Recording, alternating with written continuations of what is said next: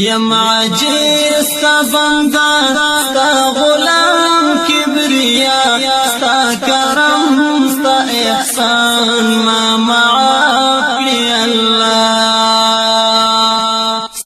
السلام علیکم ورحمت الله وبرکاته. حاجی پهلوان له سعودي نه سلامونه رالیږلي او د سلام نه یې وروسته لیکلي چې زما پوښتنه دا ده، دلته یو یمنی دی، هغه ګیره خروي، پتلون اغوندي، دا موږ ته دایمي جمع راکوي، بل جماعت هم نشته نږدې. زموږ جمع دی امام پسې چې ګیره رخی او پتلون اغوندي کیږي یا نه کیږي. حاجي صاحب محترم، د ګیرې پرېښودل د اسلام په مقدس دین کې یو واجب عمل دی او د دې په وجوب باندې ګڼو محدثینو او فقهاو ځانګړي کتابونه لیکلي دي.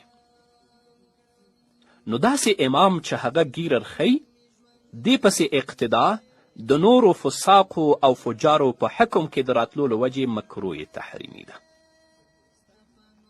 علامه ابن عابدین الشامی رحمه الله په رد المحتار کې په اول جلد کې په 560 صفحه کې باب الامامت کې لیکي: واما الفاسق فقد عللوا كراهة تقديمه بأنه لا يهتم لأمر دينه. فاسق پسې اقتدا صحیح نه ده. ولې صحیح نه ده؟ ځکه هغه د خپل د دین د اموراتو اهتمام نه کوي. علت یې همدا دی.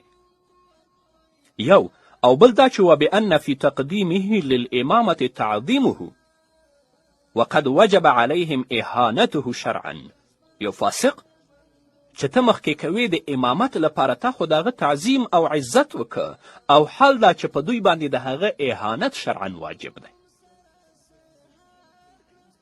همدارنګه فتاوای هندیه په اول جلد کې 85 صفحه کې په 3 فصل کې الفصل الثالث فی بیان من یصلح اماما لغیره، او بحر رایق په اول جلد کې 348 صفحه کې باب الامامت کې لیکي: تجوز امامة الاعرابي والاعمى والعبد وولد الزنا والفاسق كذا في الخلاصة الا انه تکره.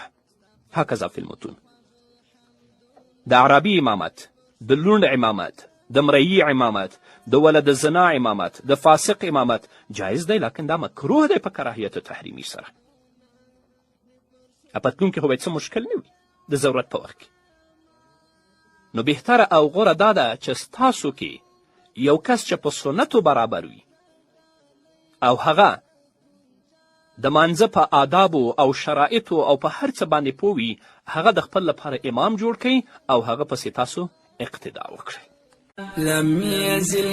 لم يزال فانكر ذو الجلال لم يلد ولم يولد خالق متعال